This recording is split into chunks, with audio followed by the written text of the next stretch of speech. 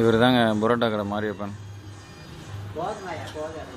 ரொம்ப நாளாக இப்படி ஒரு ஆசை, நல்ல பரோட்டாவை இப்படி தீய வச்சிட்டாரு. யார் சாப்பிட போகிறது தெரியல. என்ன நல்ல எக்ஸ்பீரியன்ஸ் போல இருக்கு. ரெஸ்யூம்ல என்ன கொடுத்துருக்கீங்க? மெக்கானிக்கல் தெரியலையே அப்படி. ரைட், இப்படி தான் பண்ணணும். பார்த்துங்க. ரைட்டு, அடுத்தது நம்ம தோசை போடுவோம். கண்டிப்பா நெக்ஸ்ட் ஆஃப் ஆயில் தோசை இதெல்லாம் நம்ம போடுறதெல்லாம் இதெல்லாம் இப்போ கோட் ரெஸ்ட். அதுக்கப்புறமா வழக்கமா போடுறது.